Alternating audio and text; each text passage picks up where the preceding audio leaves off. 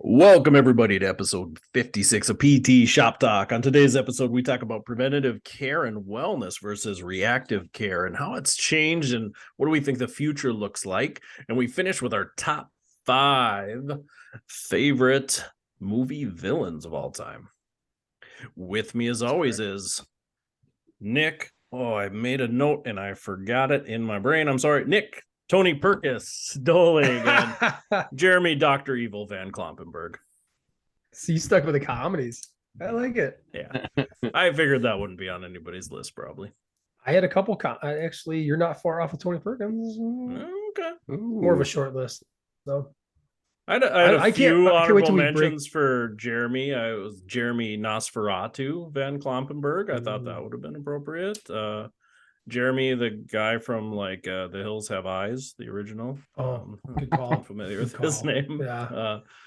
You have a look, Jeremy. There's a few people have fallen into that category. Ominous. Yeah. Terrifying. Like if my closet was slightly cracked open and then I looked over and you slowly came into the light, I'm done for. Just murder myself to end it. The criteria on this one's going to be pretty interesting too. Mm-hmm. You know? I struggled with it a lot. I will admit it.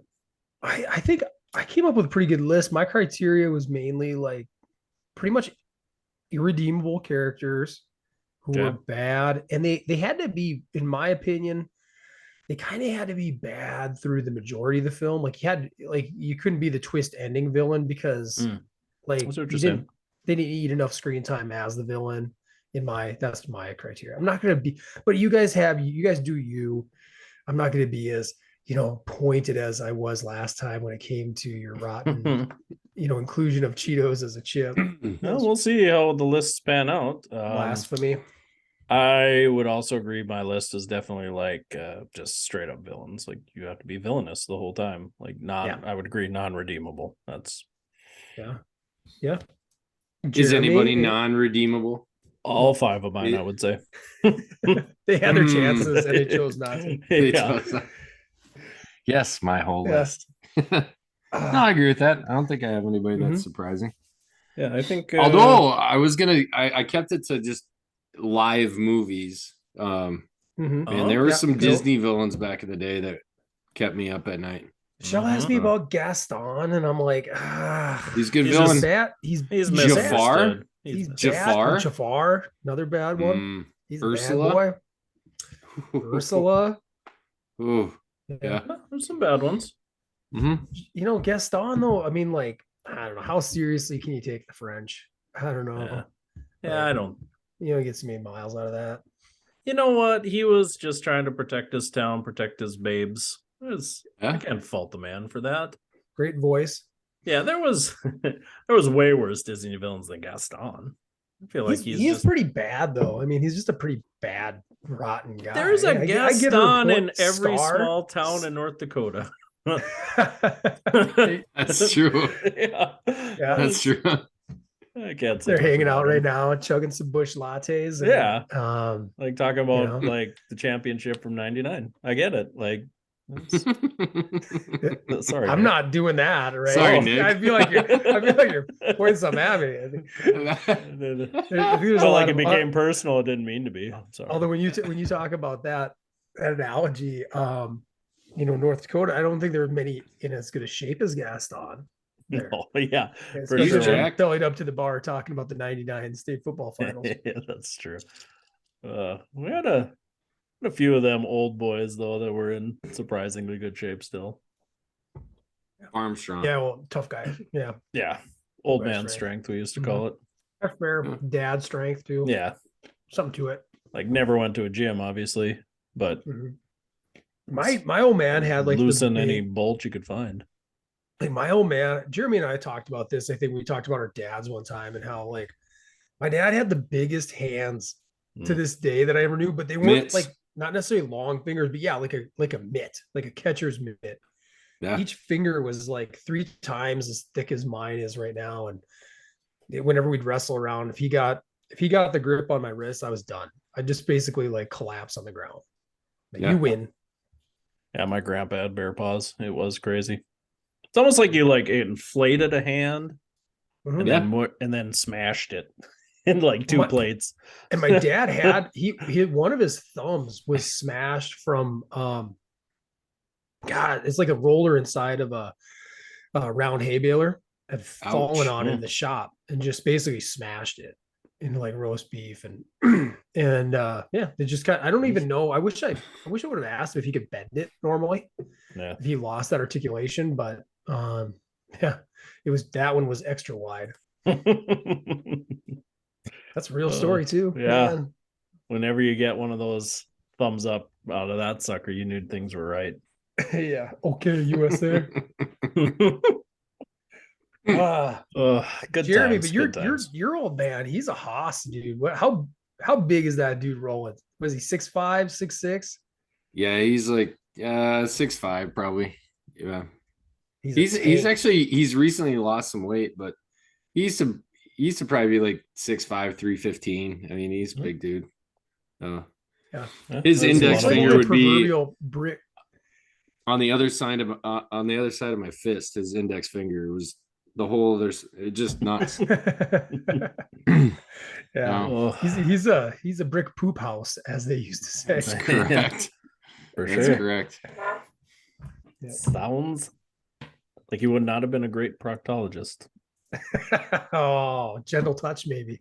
Well, maybe. Yeah, I guess I shouldn't judge. Who knows? You are judging. I've been meaning. Don't judge a book by its finger, as they say.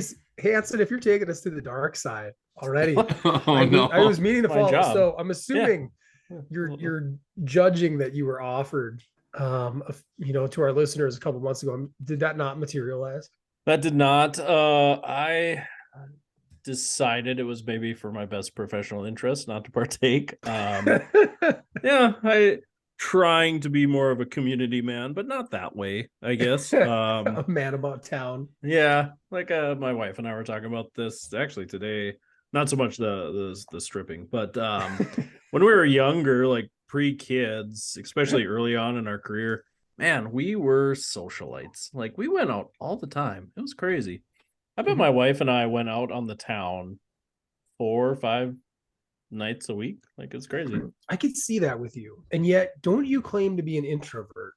You do. Yeah, I do. But I mean, it was just me and my wife. Like it's not like I'm not like going out to karaoke every night or anything, but like we went out to restaurants. We went to like when he puts his jorts on, his alter ego comes out. Yeah. We're going to Red Lobster. We'd go to like fundraisers and art functions and stuff like that. I just art functions. High class. Yeah, like you guys go to art functions. Yeah, like what do they call that? With Jeremy and myself. What do they call that when an artist shows all their pictures and you go and buy them? Oh, we used to go to that. What stuff. Is that? What's that thing called in movies that I've never gone to? The only thing you've actually never actually been to. A showing. An installation? An art installation? I think that sounds ring a bell to me. Here, Jeremy and I will go to like a gallery you can buy. Did they contest? Did they have fine Cheetos there that you could eat? No, but lots of wine. Usually that was like a thing. Of course. Oh yeah, that's something we can kind of agree on, I guess. Yeah, like they used to do. Yeah. I think they still do like the wine walk downtown where you'd wander around with wine from like art place to art place and like the furniture stores and stuff. If you're gonna do that, you better have some fine sun chips to go with that. I think some nice harvest cheddar puffed cheese snack is better with wine, I guess. Puffed cheese. That's my new term, apparently. Those weren't even the ones in question. It was like the double extra hot, flaming hot. Yeah. You're not gonna consume those with your red wine. Dunk it right in there. I might chill it down a little bit. You guys full of crapola. So you guys never been to like an art show, huh?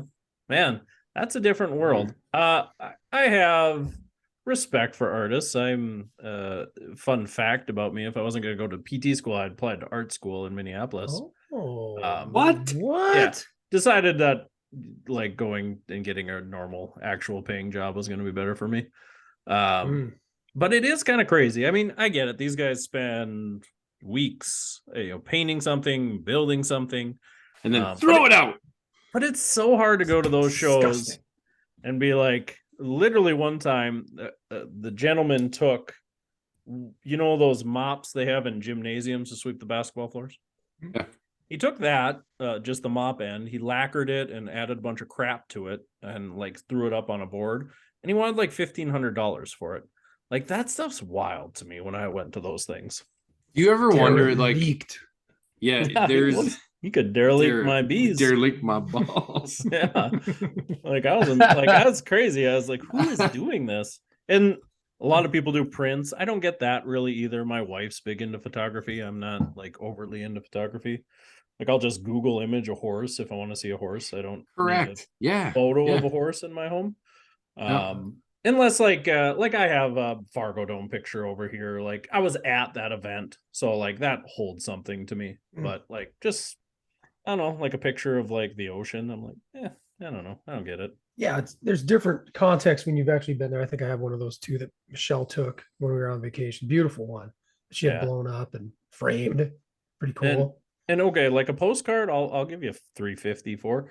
But these people are taking these prints and selling them for like $2,000. Oh. Like, man, that's crazy to me. Learn something new about you every week, Hanson. I live in the big city, guys. Like, you do big city stuff. You are a big city. You are a big city boy. One time we went to a fundraiser for the Plains Art Museum here in town, and they had another art function. Yeah, they had an art auction there, which was enjoyable.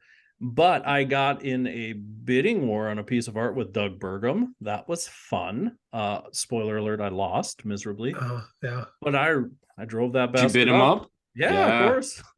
I was very drunk at that point, and I was like, "No, I'll give you $3,200 for it." I was like, I don't even like this thing, but if I can say I outbid Doug Burgum for this, it's worth the price of admission. Well, like, live auctions are a different beast altogether. Like, this is more like the silent auction type thing. No, but like, that's you at the gala. Silence where you go through and you write down a bid. Yeah, but you come back, like, so that's what you were followed doing? Him. And like every time he would go write a number down. Yeah. You were shadowing him. So you didn't have a paddle. It wasn't silent.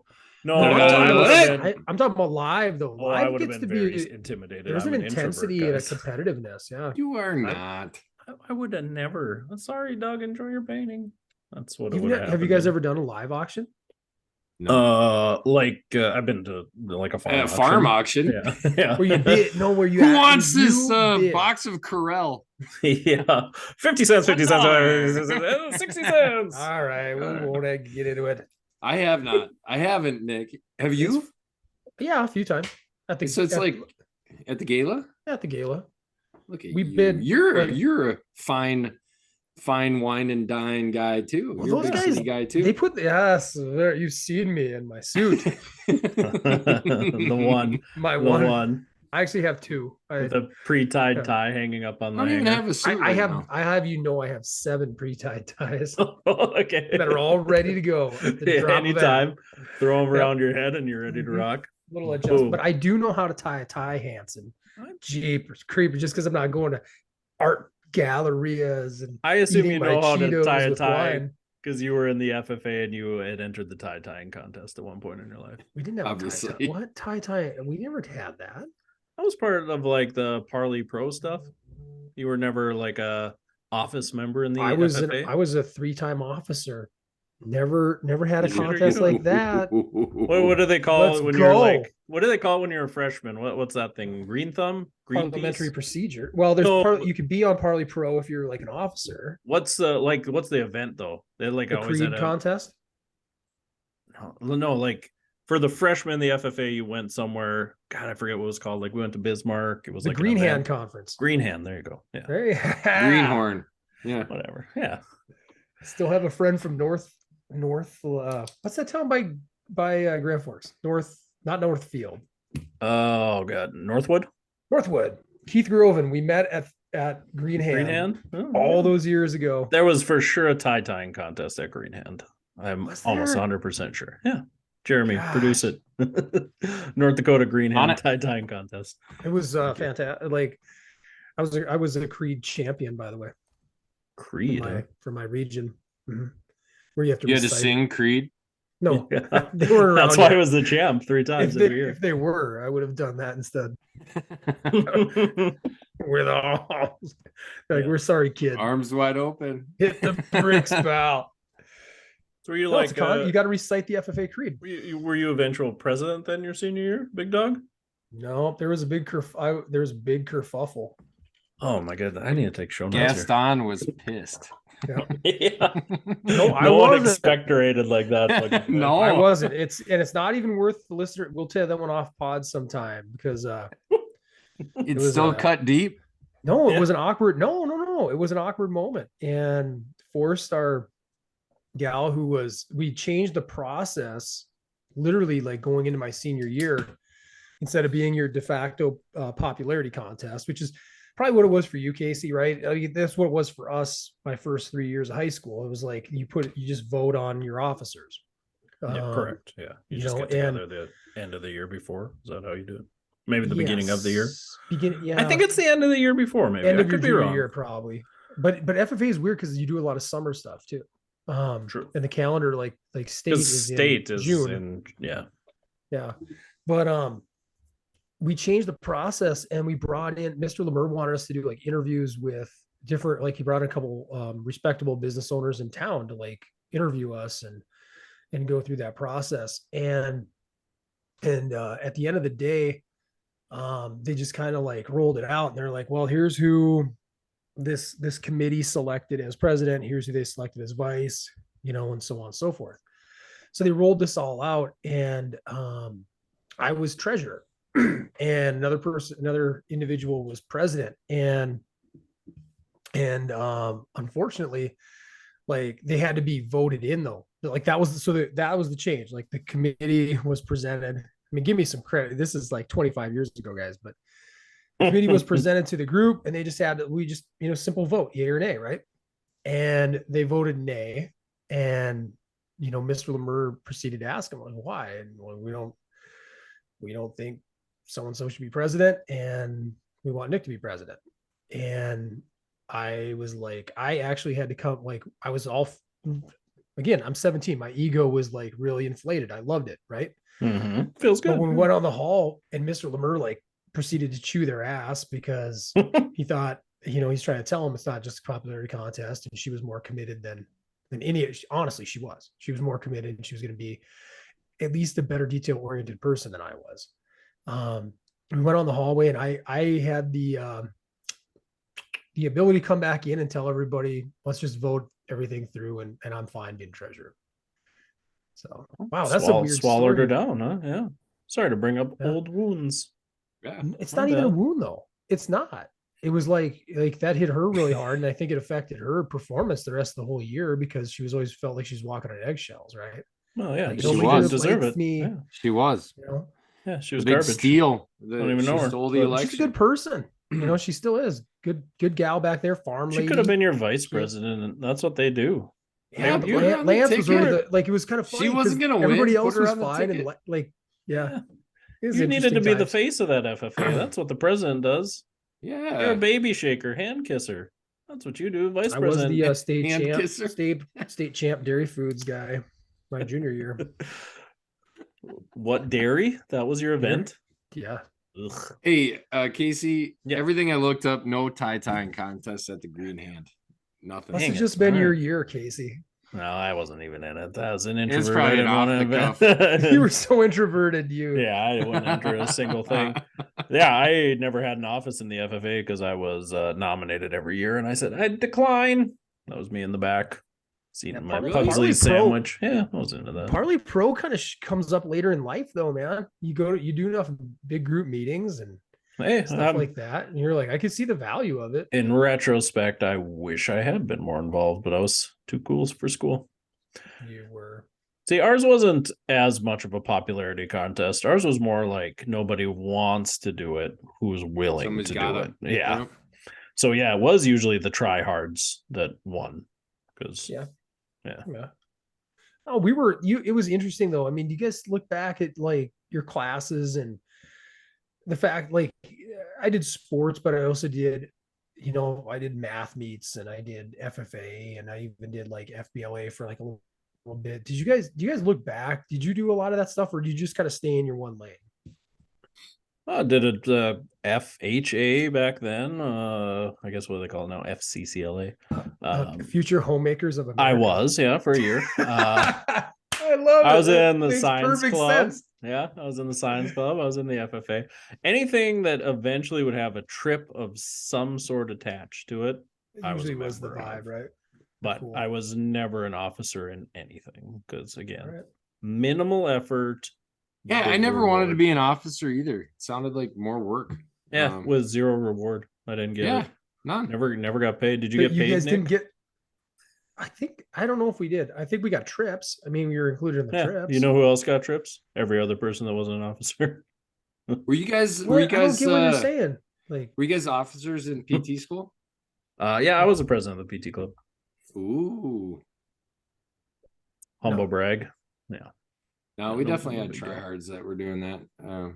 Which is our PT club was pretty laid back. I was gonna say ours was really docile. Yeah. Like we pretty much just got together, ordered in pizza, and played video games on the big screens in the labs. I think I was on this student special interest group though. Ooh, little sick guy. Yeah. That's why you're an eagle. Yeah, that's a long time. Obviously, if there's made a huge mark. I'm just trying to think though. That's why they get you in like, early. The distinction of like what you had to do as an officer versus anything else. I don't know. I'm trying to think about that. Yeah, I saw those Parley Pro guys. They came in like every day before school and like would do the procedure stuff. Like every single, like it was like 6 a.m. They would show up to do that. Our thing was evenings and in the spring, like you're done. If you were doing a spring sport, which I only did track through my sophomore year, Mr. Lemur expected a lot from us. And we actually, my senior year, we were able to award him like advisor of the year by the National FFA Association. So he got like 25. Did he get a belt buckle? 25 grand. We gave him a big check. And that was pretty sweet. He earned it. That dude, Joel Lemur, man, 25 grand. Yeah. It's a lot of money. So, you know how to tie? But he was legit. And he would keep us, we'd be there till straight up Gaston, I bet. We'd be just hammering on these. If it was like farm business management, parliamentary procedure, dairy foods, shop mechanics, we'd be there till 10 o'clock on any given night or random Monday night, just working on that stuff. Yeah, that's wild. I was a crops judger and I would study from when we'd leave in the morning to when we arrived at the crop event. And that was the extent of my studying in the van. How'd you do? Real shit. Yeah. Yep. There's money. There's money to be had when you're a champ, bro. Yeah. I guess in retrospect, that is the cool thing. Yeah. No, you're not wrong. I mean, looking back now, like if I had put any effort into being a crops judger, I probably would have did all right. It's not like there's a million crops you have to memorize, and there's like 13 That's diseases. A soybean. 13 diseases and probably 50 weeds and 25 crops you had to know. Like it wasn't asking a lot.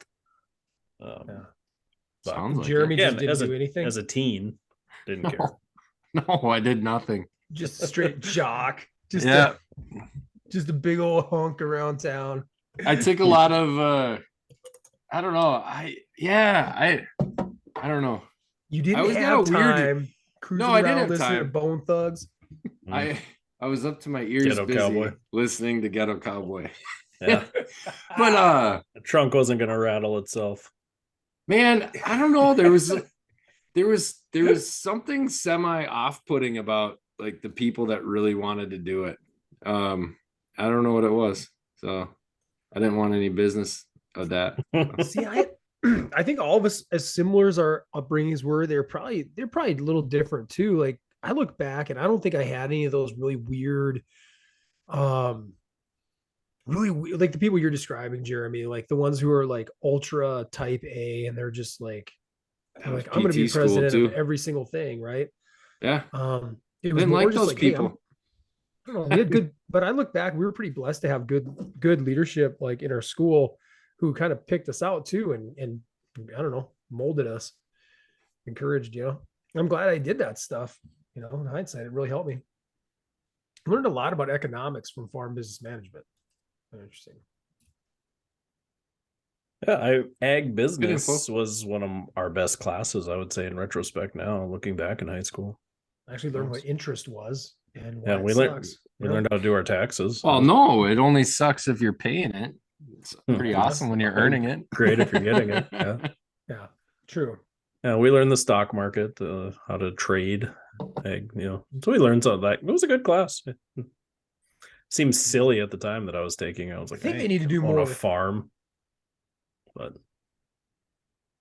it was nice. We had to like create a They need to business do and more like with like write a proposal and all that stuff and figure out everything. And it was cool because the teacher went through you individually with your business and then like tore it apart. Like, what's gonna like you don't have any money, for what happens if that happens? What happens if this happens? How are you gonna pay your staff? How are you gonna make money the first year? Like, those are good questions to Did ask. you guys do that in therapy school? We also did that, yeah. Yeah. But nobody really. I wish our teachers would have tore us apart a little more because I had the private practice group. And by our Was calculations, it different? we'd be making millions by like year 2. Like, Jeremy, all of ours had to be private. I mean, I'm pretty sure all of ours they were all- private. Yep. Yep. You could pick if you want to do like ortho or peds or whatever. Everybody had like 5 happy-go-lucky owners, all co-owners, 20%. We had yeah, you're right. We had they had actual business owners come in though and look at it too. I mean, it wasn't just our faculty. Yeah, that So- would have been better, I think. Yeah. Because ours seemed again very like, oh yeah, I don't know why you wouldn't do private practice and make millions. Yeah, I still get to, so now I get to do that for Briarcliff, and it's kind of the same. It's fun being on the other side and trying to be encouraging, but at the same time be realistic with them. And Just gonna be a single entrepreneur cash practice, and I don't know. I should make 600-700 grand first year. none of them were like that crazy, but like 3 of the 5 were all pediatric practices, all making, probably like a 17 to 18% margin. Their payer mix that they presented up in there was pretty skewed, and you're like 80% BCBS. well, they're going like 60, 70 third party, and you're like, oh, sorry, that's just not the reality of a kid, and Flip flop. and we're gonna pay and what they expect to pay people and their average on the benefits. I mean, they're getting this data too. It's kind of fun because you just try to be polite and you just raise your hand. You're just, asking them, where'd you get your information? Where'd you get your data for your benefits estimates? And they're like, oh, this is from, like the APTA site, right? And I'm like, oh, really? I'm just like, I wonder if they need to update that, right? Because that's like 30% lower than what we do, right? Well, maybe we need to cut back. Yeah, maybe we need to look in the mirror. It ain't just us, guys. I think No, I everything's know. gone up. I know. That's because we have problems with the healthcare system. It's too reactionary. Ooh. Much more Bing, bing. expensive to treat Yep. reactionary than to prevent. No money in the prevention. It's our big No topic. money in the today. prevention. Yeah, it I think a pretty cool topic, and I think boy, it's been a topic in medicine for 20, 30 years, at least as long as I've been involved in medicine. Like, why aren't we spending more money on preventative care and insurances? We'll pay for you to go to the gym, we'll pay for these preventative stuff, but then they make it prohibitively difficult and really end up not paying for it anyways. And they cut those benefits first, it seems. So very interesting, I mean, and when we talk about reactionary care, we kind of say, well, we're going to treat the diabetes. We're not going to treat like why you develop type 2 diabetes. We're not going to try to prevent that by having you exercise and eat healthier. It's like, we'll wait till you get a disease, or we'll wait till you're hospitalized and then we'll pay for it. Even in therapy, we get that too. I mean, nobody's going to pay you to come in and go, I want to keep my back healthy. What can I do? Insurance is less likely to pay for that. Even a person on Medicare 65 to come in and go, I feel okay now, but what can I do to keep my balance up, or what can I do to keep myself living independently? That should be like a no-brainer. That should be like, yeah, well, insurance should pay that 100%. This person's motivated to come and work with you, but they don't. balance would be I think we could probably get that by right now. I think we just got to do it more of it. We got to market more of it. Balance would be okay. I think. I don't know about your back, right? And well, why not? I don't know. How is that different? I'm thinking of like just a couple of evals that I've done recently where the person came in and they're like, well, I saw this one doctor and I had like, he thinks I have OA and they injected my knee and I'm like zero pain now. And they just they just want a program to like strengthen it and prevent it from coming back. And then I'm only seeing them every other week. Yeah, I'm just saying because I think if we could try these things but I think the risk is incredibly low for us. I agree, but I think it's because I think why that gets covered because it'd be like considered sequelae from original pain, injection, sure, boom, boom, boom, boom, boom. Even if somebody came in direct access and you're seeing them every other week, you're not going to flag any of these payers. No, probably not. But to Jeremy's point, even with balance, I mean, if you had somebody come in and you did a balance assessment on them and they were average to above average, I think insurance would, if you saw them a bunch, again, like to Nick's point, I mean, that's what it boils down to. Is if you see somebody for 2 or 3 visits, I don't think insurance is ever going to bulk. They're never going to care. Like what we really see, I mean, I think we just got to push it more. So I don't disagree with you, Casey, but I think the opportunity is still there. I don't think they've shut the door on us on that stuff. They probably just don't care. Mm-hmm. Yeah, it's I don't know. It'd be interesting. Like if everybody started doing it, what would insurance say? If every PT started seeing, 50% of your city for, you'd hope they wouldn't care. say anything because you'd hope that there would be some proof in the pudding and a reduction in costs of just like falls. PT First Initiative, right? Like some of that data that they have out of Tennessee. I mean, that's impressive, right? I mean, cost savings, and that is when you're injured, right? But you're talking overall prevention, man. You're stopping them from ever even going to a doc for back pain and all the sequelae that comes with it. Yeah, I mean, don't get me wrong. You're preaching to the choir. I think that should be what we do, but I just feel like the reality. You're right. We should probably just push the envelope a little bit with it more. Just find out what they're gonna do. Yeah, low risk. But I guess that's the end of our topic for today. There we go. And we solved healthcare. We solved it. No, but that's a giant. It is a giant freaking soapbox of mine. Like when it's like, oh yeah, we want to overhaul healthcare, and so it's like we're gonna change habits of 26 plus year olds, but we don't integrate that stuff into schools. We don't take walking breaks. We don't teach, sports that people play for their lifetime. We don't, it should be really, really easy, right? To integrate those things into education, and that's what it comes down to, right? Is education and because really like the knowledge base that it takes to implement, healthy habits is like pretty low, right? Well, Jeremy, you and I used to talk like after work about some of these existential PT beliefs, and and I know at times I was guilty of saying, because I look back, I think I was wrong.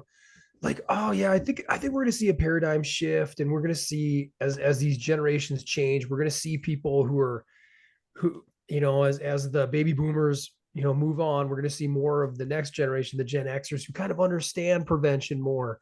Right. The millennials are going to understand prevention more. And yet at the end of the day, it's gotten worse, right? I think people have fallen in like the stuff that we've talked about in past pods, like the stories we tell ourselves, the belief structures on imaging and disability.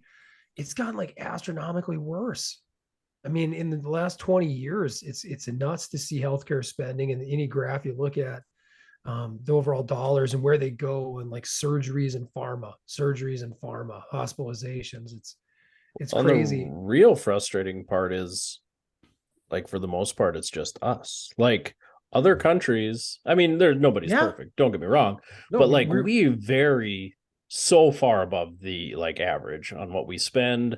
Totally. Quality of life, care, medication, medication use is astronomical in the United States. It's not like nobody's figured it out, and I shouldn't even say figured out, but like not like nobody has better ideas that are working better than what we're doing. And we still we're like, nah, it is what it is, you know. And then you're called a conspiracy theorist if you think that like pharmaceutical companies have their, you know, have their pocketbooks open and are dishing out money to politicians to keep this system the way it is. Mm-hmm. I mean, there's been hundreds of, they said like 2022, just in stuff that was like claimed, there was hundreds of $1 million in lobbying given by pharma, you know, and that's just stuff that they whatever claimed on Put on the taxes books. and stuff. Yeah, put on the books. It's like ridiculous. And how much money like Pfizer made last year and Moderna. I know a lot of that people like to throw that up because of the, you know, the vaccines, but they do a lot of other stuff too. You know? Yeah, it wasn't just that, for sure. Watch any television program, man. Like, I think half of our commercials now are pharmaceuticals. I don't even know if I'm exaggerating. It's pretty wild when you go to, again, like other companies like Canada, you know, they don't even advertise like pharmacy. Like you'd never see a pharmacy ad like versus pharmaceutical, you know.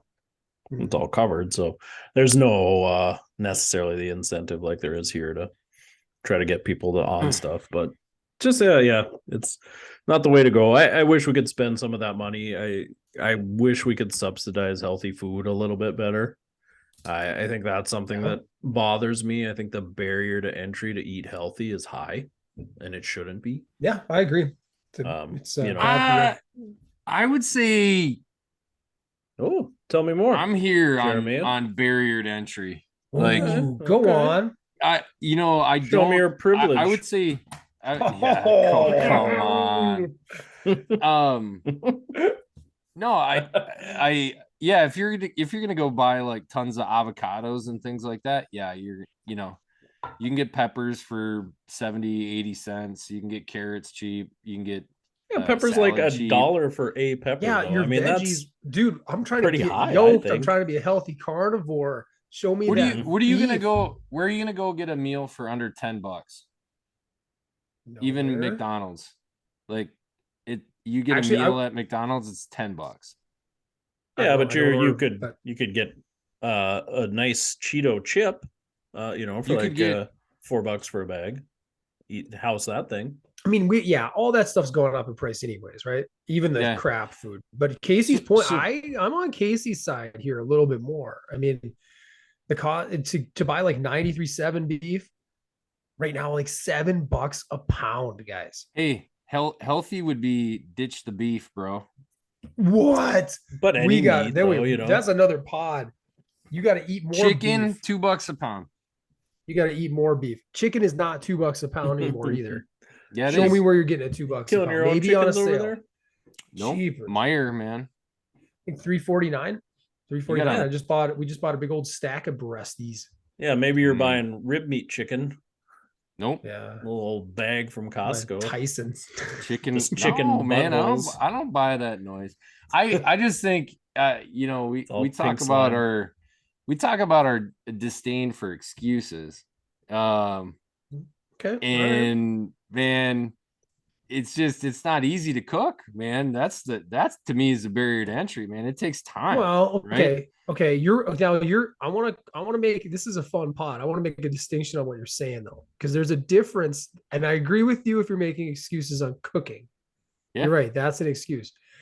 But I'm more on Team Casey when it comes to like the reality is that healthy food is more expensive. And that's the truth. Like any objectifiable measure, you go to run to your Hy-Vee, run to your Meyer, wherever you're going to go, and you analyze and compare, and you will find it's like much easier to go down. And they say there's even psychology behind this, like where they plant and where they set the store. Yeah, psychologically make it easier. They make it easier to buy the shit food. What do you think is cheaper, a gallon of Hy-Vee Mountain Dew, fake Mountain Dew, or a gallon of milk? Or a gallon of milk? Juice? I haven't drank milk in a decade. Drink some water. What's wrong with you, Comp? Where are you getting your kids? Like kids, you talk about a rigged. You talk about a rigged food system, man. Get off dairy, man. Get off beef. Get off red meat. Beef is good. We need. That's another pod. Like I said, we got to get into that eventual like seed oil versus. Yeah, I'm When I hear you talk on tallow and butter talk, I mean, learn. But I will say this, so regardless of cost, we are getting into like some dangerous ground. Like the American Academy of Pediatrics, they came out with new obesity guidelines, and they're recommending this was in January. They're recommending pharmaceuticals and surgery for kids like under 13 for obesity. No, I know. And there was the dude. So that's did you guys insane. see that video? Somebody was talking to Congress. One of these. God, he was a physician with, I don't know if it was the FDA or who it was, but he's a physician, and he was speaking to Congress under oath and telling them that Lucky Charms is like a healthy breakfast for kids. And you're like, man, you're pumping them with sugar, and you're pumping them with like processed grains. Over half the world is on track to be overweight or obese by 2035. And we're not doing anything to stop it. Yeah. We're trying to normalize and like, don't shame people if for being nothing, big. we're just normalizing it to go in. Correct. Okay. Yeah. And that's the thing too. It's like our life expectancy is going down. Yeah, it's crazy. Did you guys watch that clip I sent you from the Russell Brand show? Yeah, interesting to say, just make processed food illegal and what would happen to the country. I mean, crazy. Could you imagine all the beef I'd eat, Jeremy? I'd be my tendons would be so strong. Gallon of milk. Man, steak, you guys just milk and dairy. You guys are a bunch of Gastons. You're braggadocious about doing the gallon milk challenge. It's not as cool when you're doing your gallon water challenge. Yeah, that's probably the last milk I drank, and that was 20 years ago. Well, that's why you ruined it for yourself. Gosh. You're going to be Mr. Glass here. You keep, but I'm just saying, you're going to snap bones left and right. I'm worried for you now. Can you develop osteogenesis imperfecta in your later life? Maybe. We'll see. You're on the path. But I do truly believe, like, you should be able to walk to the grocery store and go, the cheapest thing here is fruits and vegetables and lean meat and unprocessed crap. Especially as like, you should be buying that stuff, if nothing else, as it is, save money. I just bought a pound of strawberries for 99 cents. You gotta be on your game. Yeah. You like your fruit. You like your fruits. You like your little peppers. But I'm talking, we need protein. Lentils, beans.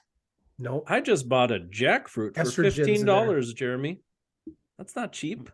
And it's that jackfruit should feed you for like 3 weeks. Yeah, it should have, except I found out I also don't like jackfruit, so that's a different story. But yeah.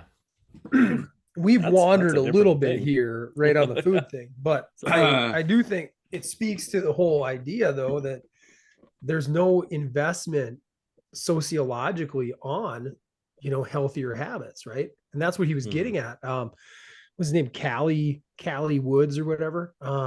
Was on the Russell Brand podcast, and he was a former executive for Coke, saying that Coca-Cola would drop millions of dollars to these universities, like to fund their university studies on like, sugar. Well, we just want your study to show that it's inconclusive, right? Yeah. Don't show that it's bad, but just, by all means, just let it, at worst, it's inconclusive.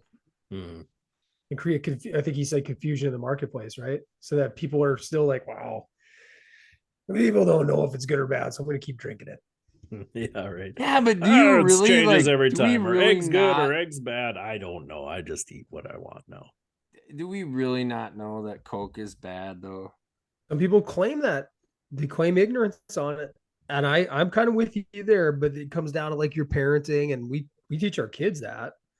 But if you got parents that aren't teaching that.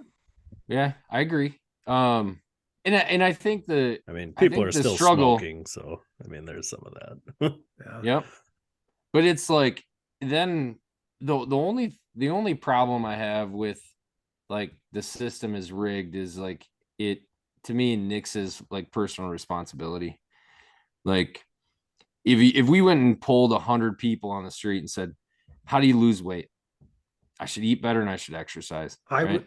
So Jeremy, we'd probably have 99 on those. Here's where I'm not going to debate you on that.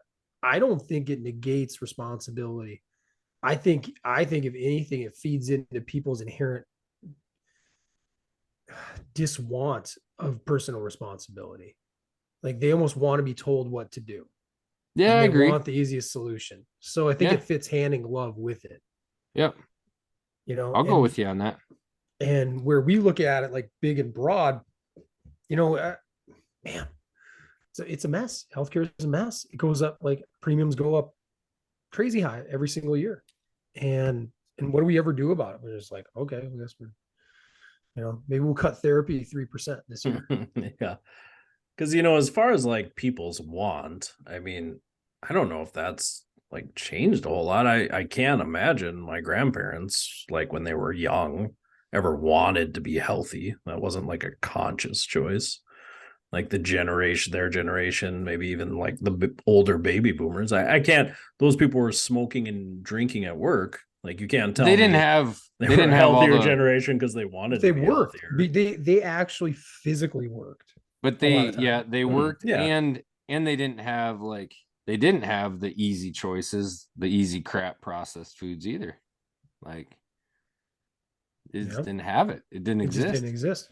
Yeah. So you were eating more roast and potatoes Beef, and carrots Nick. and lots of beef. Yep. I grew up lots of beef. I mean, Milk and straight nothing, from the teat. and that none of that beef was processed. I mean, Hey man, everything we had, we slaughtered and took care Yeah. of it. Lots corn of fed lots of beef heart, even a little tongue here and tongue. there. Little That's one bit of of- big. That's Little one bit of of Big dog Donnie's if it was faves. in season, I assume. No dog. No. Oh, Not that I you see knew. you tried to Yeah. slide that one in there, Hanson. I'm listening to you. So I what's wasn't the gonna fall fix? for throwing it So in a what- pile instead of eat it. What a waste. What's the fix? Where do we go? I don't know if there is a fix other than like the people who run the show, like the federal government and the agencies that run it, just got to be brutally honest for the first time. You know what? They just came out with that though too and said like we don't understand obesity, and exercise and diet alone is often not enough to take care of it. I know there. I saw that. How about that? That blew Got up. hired Was by that a week or two ago? a little longer than that, but I think Man, she actually got hired by our current regime, if you will. man, And I'm like, that's a high level doctor saying like, yeah, we just don't understand obesity. There's really nothing we can do about it. it's awful. It's an awful message to be sending out. It's like the worst. We know probably it's 150 minutes exercise, and if everyone did that, right? If we didn't change eating habits, and how little is 150 minutes of moderate 150 exercise a week. It's like Yeah. nothing. 30 minutes, 5 days a week. It's a small fraction of your week. Yeah, and some of that's messaging too, because yeah, I get that from patients all the time. Well, I walk all day. I have a walking job. Like I don't need 30 minutes of exercise. You know, it's like well, you ever check your heart rate while you're walking? You ever, like there's a difference, but that's a hard message too to get to people, like because I think they try to make people feel okay about their lack of exercise. Yeah. Same thing with like making people feel okay about their weight. It's like, well, I mean, even if you do a little bit, it's better than nothing, which I agree. But at the same time, like, there is some cut the bullshit too to go, Totally. like, it's not enough. If that's going to be your lifestyle forever, that's not enough. All right. If you're completely sedentary, you got to start somewhere. Don't get me wrong. You got to get going. Yep. But if you think your 5 minutes of walking because you're doing something is going to help you for 10 years to lose weight, you're probably wrong. Like, you got to be a little harder on people on that. Like you have that to 150 minutes, healthy that choices. 150 minutes a week, that's 1.48% of your whole week. I mean, that's nothing. Yeah. It's like, it's so funny, man. We're at a tough spot, where you're right, Casey. People don't necessarily, they kind of want to be met where they are. And they, I don't know. I think excuses, I'm with Jeremy too. The excuses are out there. Everybody wants to create them. And then we've created really, it's like accelerated the last 5 to 10 years, this culture of supporting like terrible behaviors and terrible habits. And I'm going to look at you guys like straight on. This is more personal, right? But you guys, we've all been up and down with weight, right? Big time. Now, what's what have you found that works to lose weight when you want to lose weight? Jeremy, what's worked? Um, probably just getting dedicated. I mean, I told this to patients all the time. I mean, it is easy to tell, like, man, I know I've gone through decades of time, like 10, 12 years where it's like, man, I'm at the gym 4 days a week, an hour a day. And then get married and you tell yourself, oh, I'm busy. And then you have kids and, oh man, I'm busy. Right. And it's just those little lies you tell yourself, like, well, I wasn't too busy thinking of Stranger Things in one night, Yeah. but I couldn't get that 30 minutes exercise in. So So yours is extra. So yours is yours strong with exercise or how much diet? Exercise, I would say my diet doesn't change all that much. So You still eating like a whole bag of pizza rolls on a given night? I don't Shred I out. don't no. No, I'm not I don't know, I've probably adopted for the past 7 or 8 years, kind of just unintentionally, like some intermittent fasting. Like I don't eat a ton in the morning. I don't eat a ton at lunch, if anything. Usually eat a big supper and that's about it. So Interesting. my diet doesn't change all that much, but it's like purely activity level. Okay. Yours activity level. All right. Casey? Yeah, I think it's just making the commitment to like get rid of all the little bad habits for me. Diet probably bigger than activity because I'm pretty decent about getting to the gym pretty regular at any time. But yeah, it's the all right, get out of bed, cook breakfast. Like, don't tell yourself you're tired or you want to get 5 extra minutes because then you're gonna stop by and get some crap for breakfast. Like, or you're gonna skip breakfast and be starving for lunch and have a big lunch that you don't need. Like, it's just like those little things, or hey, the day's long, like now I'm home, it's late, like I missed supper with my family because whatever. Like, I should just eat some vegetables, something light anyways, instead of grabbing a bag of chips or something, a nice Cheeto, if you will. So it's it's those little things. Yeah. And then, I mean, really committing to the activity level though. Like not going through the motions does help too, like, well, I'm going to go jog, but I don't track it, or, I'm not trying to push myself. Yeah. That part makes a big difference too. Like even lifting, I would say for like the last year, like I've went to the gym and lifted, but it's like, I'm going to hop on whatever machine's open, get a little sore, move on, like rededicating myself to really writing down and really going, all with right, purpose. you did 3 sets of 10. That was easy. Like you got to go up in reps, you got to go up in weight. Like that stuff makes a big difference. Yeah. Just prioritizing it and taking it serious instead of just something you go through the motions with. Yeah. I'm definitely more with you, Casey. It's like my, and I do really fall into that bucket of like diet is king, exercise is queen.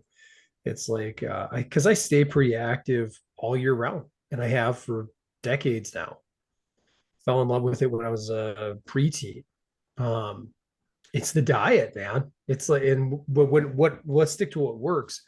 When I'm dedicated and I'm committed, if I abstain from eating after, let's say 8:30 at night, so a little slight reversal with your intermittent fasting, Jeremy, but if I go to bed somewhat light, not bloated up full of food, particularly sugary stuff, particularly processed chips, crackers, I wake up and I'm drifting weight overnight, as we used to say in wrestling. Like I'm drifting.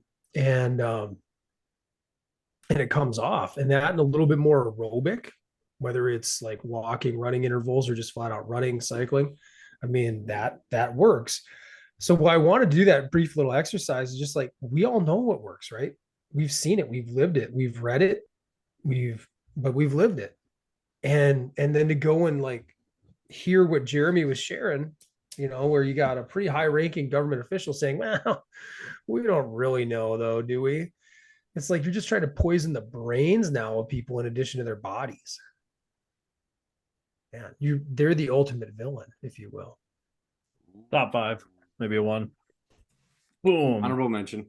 Yeah, let's move it on. That was a good conversation. I think there's a lot more meat on that bone. Ooh, 93.7. Nah, easily. There's a 100%. bone in there, Jeremy. It's probably $9. Yeah, Yeah. you're right. That's a barrier. Yeah. So we'll move on to our top five. Our top five. I don't know, greatest movie villains, favorite movie villains. I don't know what the best way to quantify it is. Again, we kind of left interpretation open to each of us. Correct. Yes. What criteria we choose to use. So it'll be interesting to see where everybody's at. Yeah. Who wants to kick it off? Jeremy, Anybody? let's hear takers? from you. I feel like you owe a penance for your Cheetos last week. Oh, come on.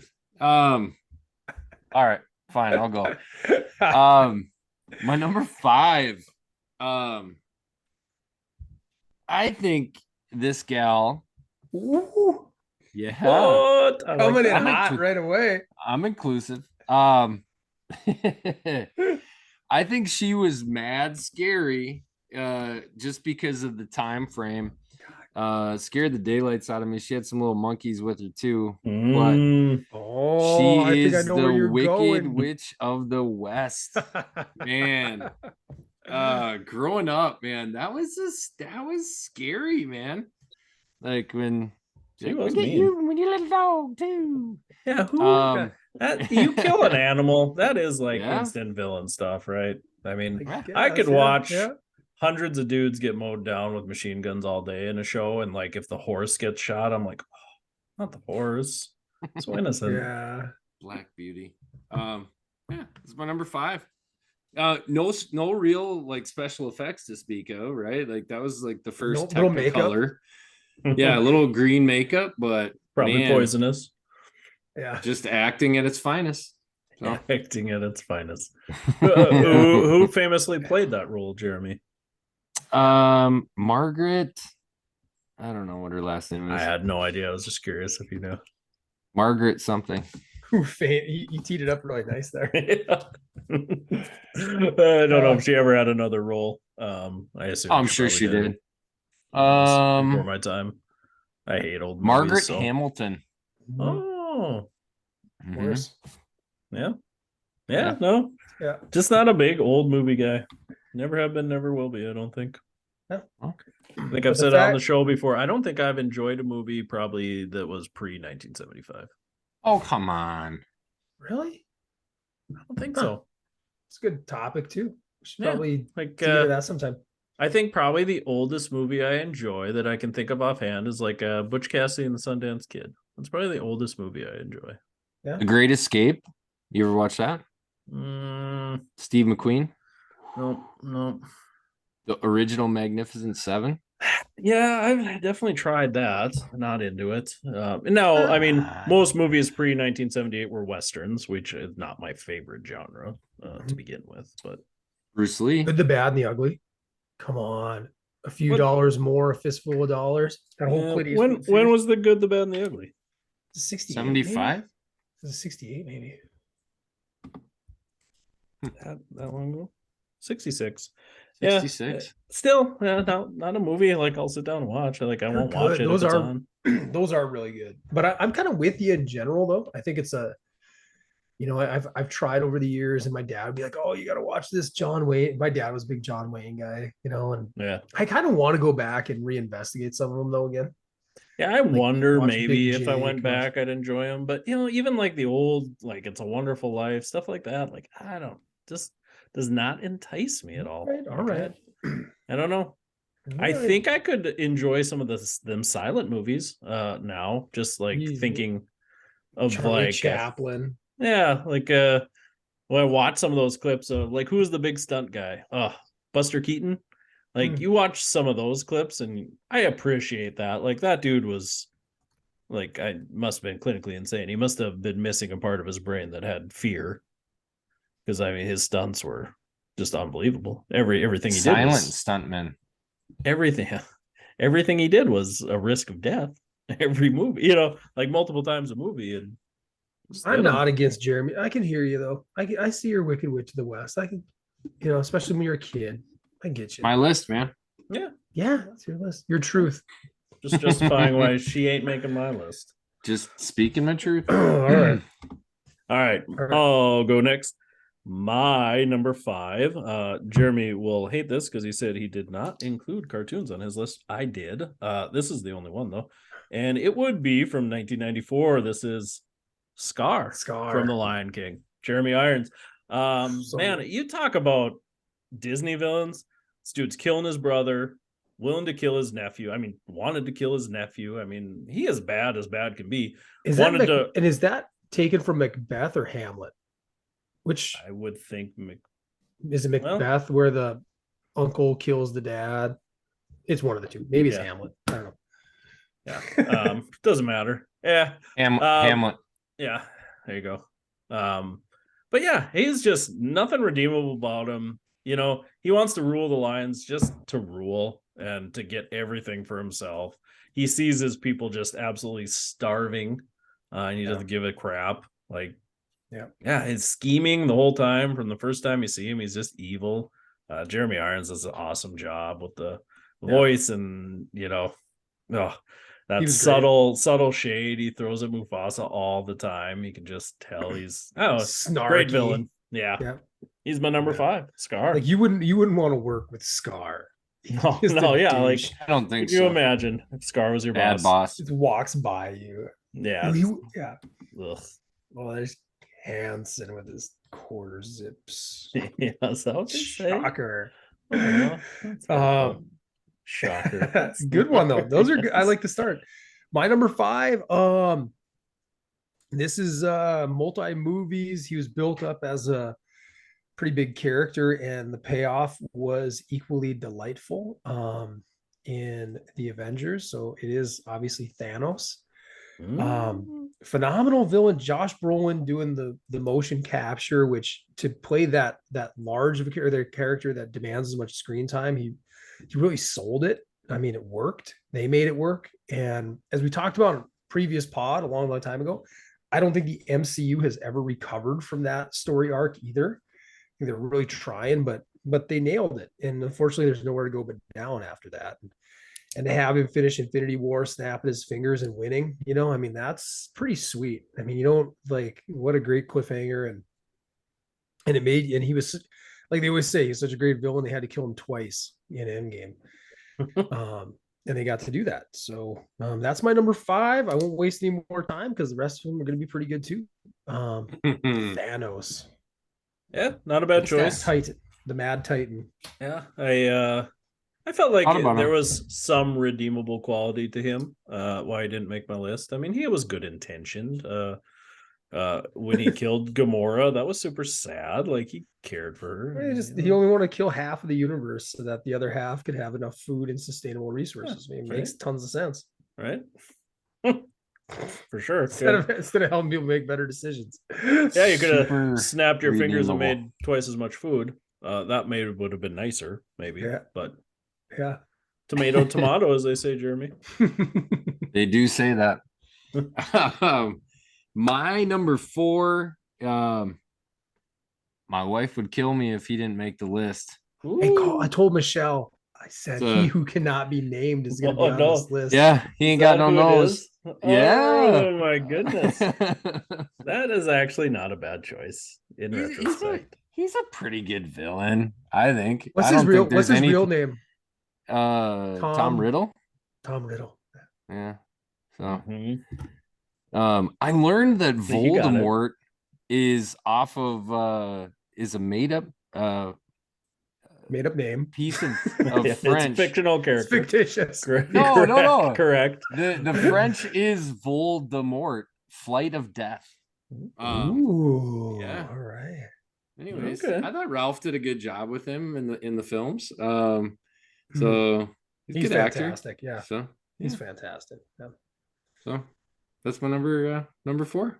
Yeah. Do you feel like they built up Voldemort more than he built himself up in those movies, though? Like I don't think he. He was you don't think a lot the of payoff background was there? stuff. There was a lot of background stuff. Yeah, like, I can agree with that. Yeah. Like they built him. But now he's got to build evil. his own story. He is evil. Oh, I don't know. Like, yeah. But that's just because people told me he was evil. Like, I didn't see him do a lot of bad stuff. I mean, he tried to He killed that one kid. That wasn't very nice. You're in a very forgiving mood tonight. He is. Well, I'm not Thanos saying is redeemable. I'm Voldemort is redeemable. Just saying. I mean, there's just He justifying was a my kid. I mean, lack of Tom Riddle is not treated the nicest at the Oh yeah, Hogwarts. he's a bad guy. Don't get me wrong. But I felt like the movies didn't He had a like snake that ate necessarily. somebody. Mhm. That poor guy was just wandering in, turning off some lights. They did I bad saw things. the light bulbs on. Sorry, Yeah. save you some electricity, and you're dead. So yeah, he And was remember, bad. you're good call, the Jeremy. He average of was the bad. 5 people you hang out with the most, and he hung out with some bad people too. Yeah, you sold me, Jeremy. I've come back around. Good choice. All right. That. All right. My number 4. Jeremy talked about the Wicked Witch terrifying him as a kid. This was definitely one of the first villains in a movie that like haunted me a little bit. And I like just the relentlessness of this villain. Like there really felt like you were not going to beat this person. Like he was unbeatable. No matter what you did, just kept coming.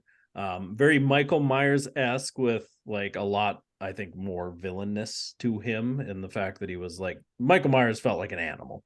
Like it was just something stalking to kill. But this villain, which would be the T-1000 from Terminator 2, played by Robert Patrick.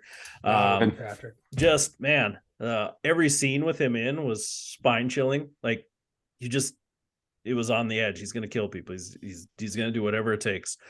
Yeah. The running, the taking people's voices, like he just felt like melting through the bars. Like you can't stop this guy. Arnold's the man, and he can't scratch this thing. So that's this whole movie. It's just like unending how are they gonna force stop? coming at you. That just scared me as a kid. Like I don't know if I had seen a villain that just seemed so overpowering and unbeatable, and like if he was coming for me, I'm dead. It was very scary. Still when I watch it, I'm like, man, that was a hard dude to beat. Like Chat GPT froze the dude and shattered him to pieces, and he just like, we're getting close, man. It's coming. Skynet's coming. Yeah, it's coming. Stinking Skynet. Chat GPT is the first step. Here we go. I had to fill out all my employee annual reviews this year, so let's see how that goes. Just put in what I thought about him. Write that up for me. That's nice. All right. Used to it. Where do we come back from that one? That was good. I don't know. That was good. All right, that was very good, Casey. T-1000. So my number 4 is very similar in that sense that every scene, like you left with a lot of dread every time this character was on the screen. Or you felt a lot of dread every time the character was on the screen. It was really haunting after the movie was done. Cut to it. This is Annie Wilkes from Misery, played by Kathy Bates. Like every time, like, man, if there's one person I don't want to be stuck at a cabin in a snow blizzard with, it would be her. Yeah, good call. Just like she really nailed it too. I mean, you got to give enough credit to Kathy to be that scary and that creepy of a character where like she just could snap at any time. She'd be kind of sweet and kind of caring, but like you just knew it was like she had this very bipolar personality. And like we've talked about before, I think we talked about Misery on the pod before, and the whole scene where James Caan is like wheeling through the house, he bumps the ornament and catches it, and he puts the penguin back, but it's facing the wrong way, and you're just like, oh my god, this is not going to go well for this guy, And even when the police show up, you like think they're going to do it, but she's able to kind of like kill one of the cops or the sheriff. And I mean, she was legit bad. And then she finally gets it, Stephen King. It's like an ode. Didn't he say part of that's an ode to like his own psycho fans? That I don't something know. that he was battling at the time, mentally, psychologically. So then Makes sense. There's some metaphorical euphemism with like him smashing her to death with the typewriter at the end. But the role of Annie by Kathy Bates, Misery, 1990 is my number 4. Yeah, Kathy Bates is awesome. Stud. Still is. Still doing good work. She's really more likable though now. I mean, I don't think she's Yeah. done like a villainous character much. The water boy definitely helped her persona a little bit. Yeah. She's a terrifying in American Horror Story. If you ever watch that TV show, she's got some characters in there that are pretty scary. Leave that one to you, Casey. It's a good show. My number 3, I think, I don't know if I even, I didn't really think about, I just figured villain was villain. I didn't really think about, are they redeemable or not? So we'll go with it. My number 3 is Gollum from The Hobbit. Okay. I love it. Yeah. And I'm like, and I'm slime ball. What a list. Yeah, he was a little slime ball. Like back in the day when he was still Smeagol, killed his cousin Deagle.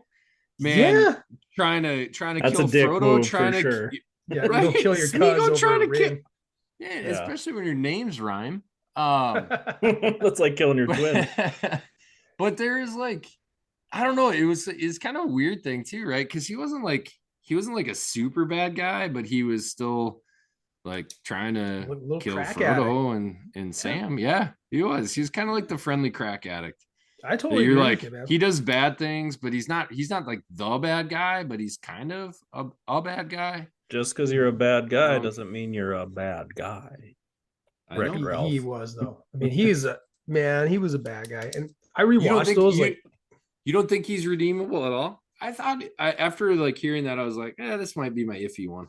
Well, they do moments in the Two Towers, Yeah. But then by Return of the King, when he's lost it again, in like, because I just watched those again when I was laid up, and I watched them with my kids, and they loved them. I mean, no surprise there. I mean, those movies still hold up so damn well. Good story. Yeah. And Maddie got so mad at like Frodo for not trusting Sam and siding with Gollum. Yeah. Like, because Gollum's he's lying, right? He's a deceitful little shit. All he wants is that ring, man. Yeah. Yeah, I feel bad for the guy. Again, this is a lot of life lessons in that. Not helping my narrative of me just loving all of it. This fat hobbit ate it. This guy is just a drug addict. Stupid fat hobbit. The He's made bad choices, but I mean, if it wasn't for the ring, you think this guy's going around just murdering everybody? Yeah, but he didn't have the ring can't excuse it. I mean, he wasn't even in possession of. Deagle had it in his hands when he choked him to death. He was a sweetheart, and he would kill somebody for that ring. I mean, yeah, you're right. It's poor guy. Give him a break. There's a bet if he had never found that ring, he probably would have did mission work. He probably would have built schools. You guys don't know. You don't know. He's starting mission work in the Shire. I'll go with you. He's accidentally redeemable when he bites off kids. Frodo's finger. Like at the end when Frodo, has that moment of like, nah, screw it, I'm keeping the ring. Yeah. That's his momentary redeemable side. But you know what? He dies in the lava. Yeah. Good ending for everybody. Yep. Not for him. That's a great choice too, Jeremy. Good job. Poor little guy. Thank you. Poor little guy. Guy. My number 3. Loincloth. Yeah, I definitely talked about this movie before, so no surprise this villain's on here. It's Pennywise, the clown from It, just feeding on your fears, truly just evil. I mean, a creature just built. He's bad. Built to kill and feed on fear. Probably the only reason he's not higher on this list is I did have a hard time putting just like pure horror villains on here. Yeah. Because they're, again, it's kind of like that Mike Myers thing where it's almost an animalistic nature. Like, it's just the nature of So Pennywise. You can't hold that against him. Yeah. This is nature. But he's more sentient, though. I'm with you. Yeah, I feel like he knows all the horror villains. Like he's can't torturing. Put his xenomorph on there. Yeah, like he's torturing these people to create more fear. Like, there's something a little more evil about him than like like a Mike Myers or like the alien, xenomorph. Like those things are true. Or even the Predator, like it was, they knew what they were doing. Predator is redeemable. He's just trying to hunt. He's just out there hunting. Yeah, it's no just different. Part of his deal. No different than me Get him some catching a walleye. But yeah, it seemed Pennywise seemed like he was just a little more evil. Put him on my list, but not as much choice as maybe my other two. So. He's a short lister for me. I ended up defaulting out of horror pretty much entirely, but Yeah. I get it. I had that struggle. I hear you. Same thing with Michael Myers. 'Cause what did Dr. Loomis say? He looked into his eyes and nothing was there. Like, okay. So Okay. My number 3, Casey, you and I had a little teaser on this yesterday.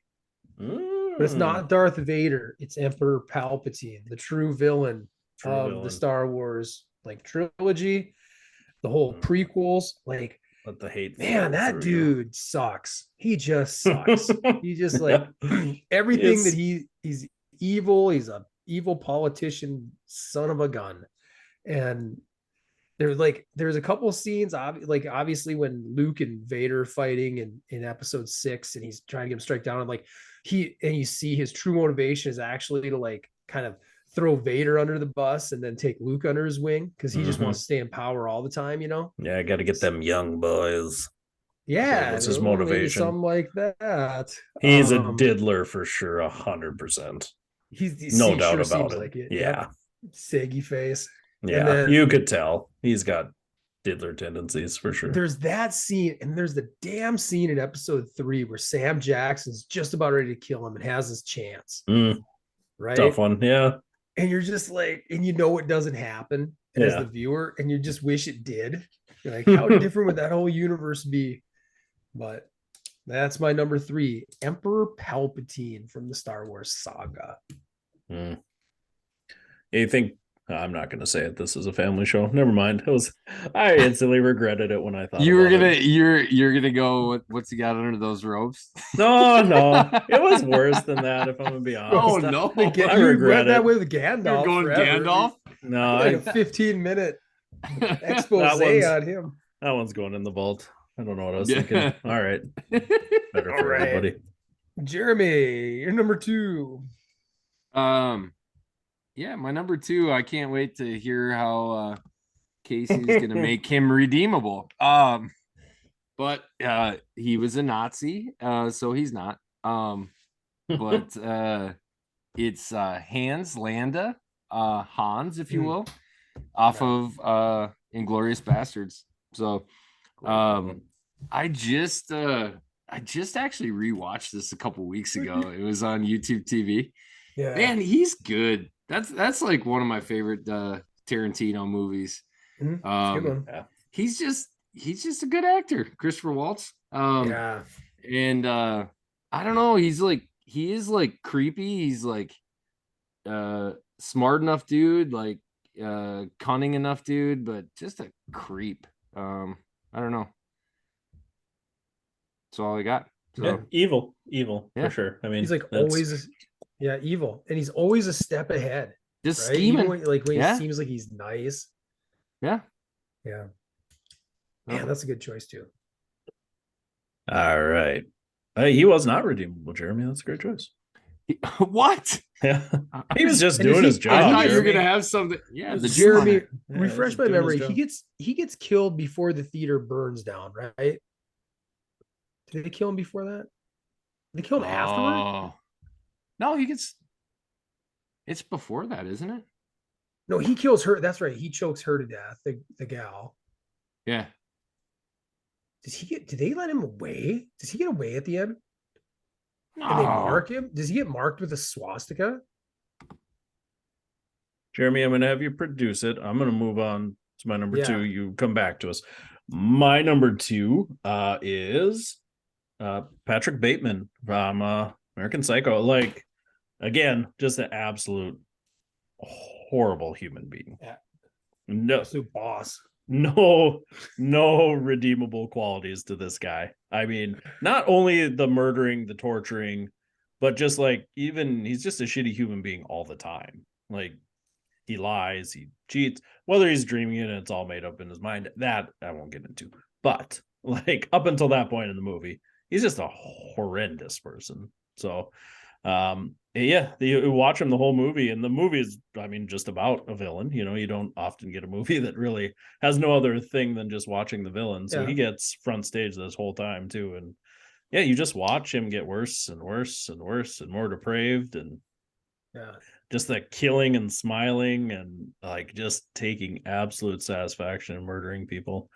There's He does some nasty stuff. He's a bad man.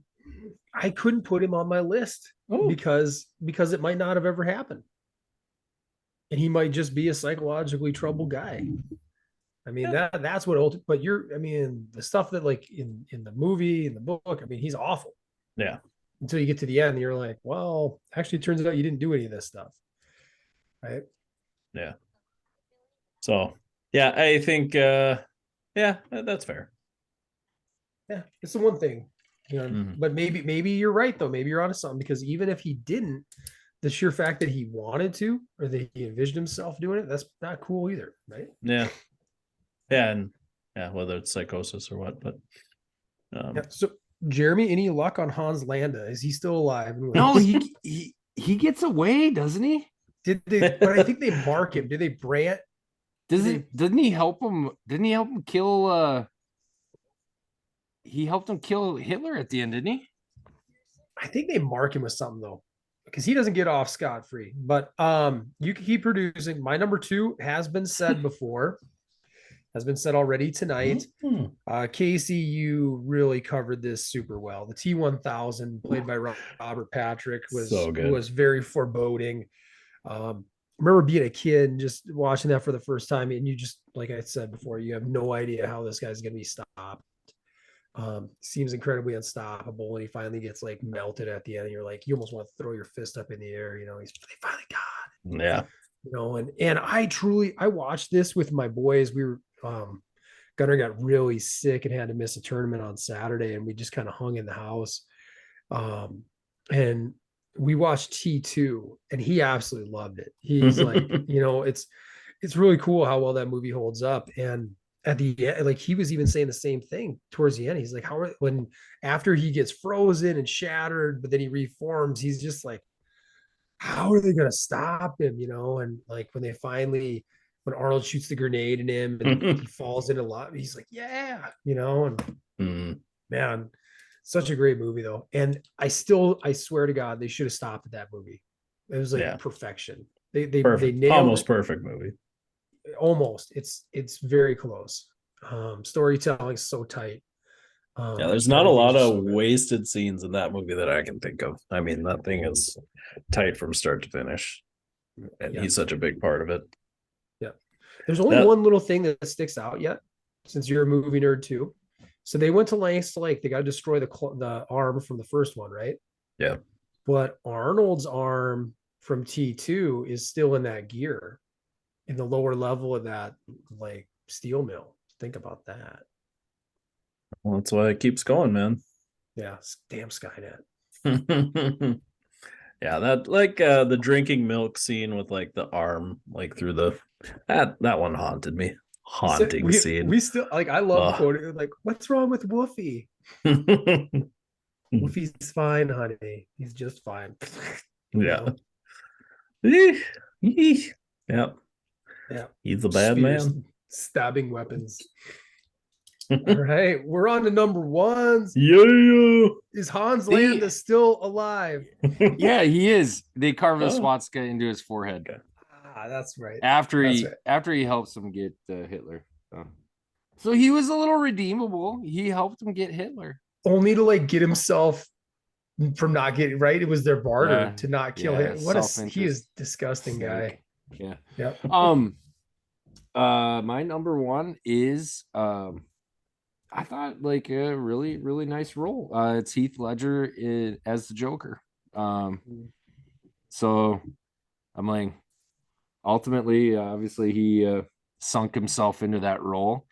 That's like, that was off the top of my head, man. Like he's it. Like out of the past probably 20 years, what I could think of. I don't watch any horror movies, so I didn't get swayed by any of that, but just like ultimate acting. That to me is the best Joker I've ever seen. Even better than Joaquin. Yeah, no, it was the guy that did it in the old Adam West one. That dude was sweet.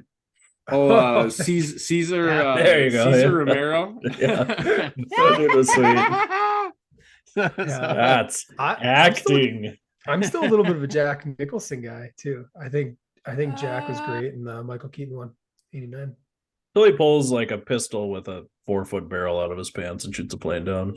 He lost me at that point, but He didn't. Oh, they didn't lose you with the giant balloons before that. All the Prince music. yeah, no, I was still good at that point.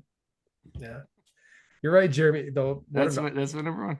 So, what an awesome tragic performance, right? Yeah, it's a great way to say that's also my number one. So, yeah, I liked him as a villain because again, not really redeemable. His whole thing was chaos.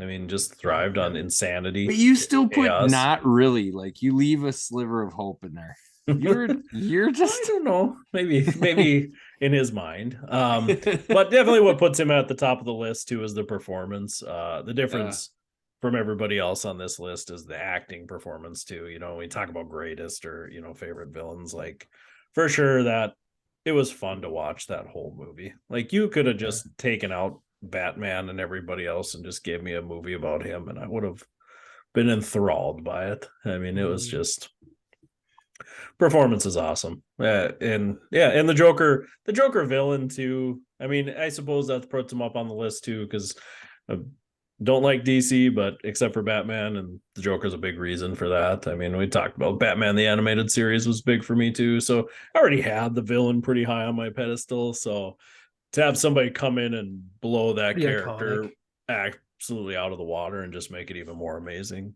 sits with me. So for now, it's probably be my greatest villain. Gotcha. No, great performance. I can't argue with you guys a ton. I think what was missing for me with it, and maybe I'm just, I don't know, maybe I'm pushing back because you see it so often and everybody just praises it so much. You're like, I liked it. Could have used more of him in the movie. You know, it's kind of it's a little busy when they break into the Two-Face story too. But yeah, I mean, he's a fantastic villain. But my number one goes back. I could have used any of these terms for the T-1000, but for this one, menacing. You had dread every time you saw this character on the screen because you weren't sure what he was going to do, and you felt like nobody was safe with him. And it's Anton Chigurh from No Country for Old Men, played by Javier Bardem. And I mean, that movie is so dang good from start to finish.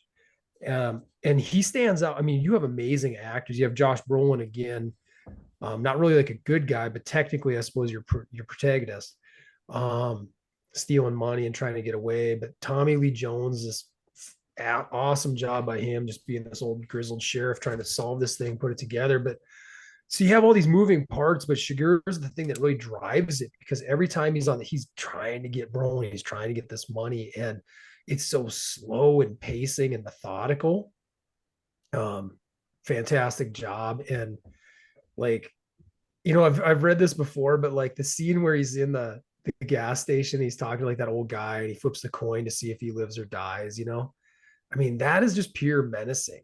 And I really wish Javier would do more stuff. I wish he'd get better villain roles. I also think he was the best villain of the Bond movie in the last like 30 years, being in Skyfall. But my number one is Anton Chigurh and his role playing him in No Country for Old Men, 2007. Yeah, I think he would be definitely in my top 5, but it's just a movie I've like, if I'm gonna be honest, I've never sat down and watched start to finish. I catch it, and yeah, I think I'd love it. I like is that Cormac McCarthy? Is that the author of the book? Yep. And I've read a lot of his stuff. Sometimes it's hard to read, but like great, interesting author. I can't say great because I don't like his writing style that much, but the stories he creates are pretty cool. But yeah, I think he would be higher because the scenes I have seen with him, I'm like, that is a killer performance. I mean, that's a Joker-esque performance there, where like show stealer, just totally. And like you're right, but in a different way, right? Like the Joker steals it because you use the word chaos. Yeah, over Isn't the that top, what Chris Nolan, like he had a word for every one of those movies, and that one was chaos, and that's what it was.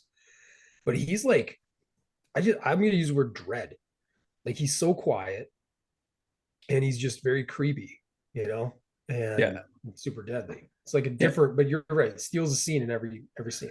Yeah, I think it's different ways of going about the like I don't know what you want to say, like steal the room, or like every ounce of energy in the room is on these characters because they're just larger than life in different ways. I mean, just super magnification of whichever way they wanted to go, whether it was over the top with the Joker or methodical there.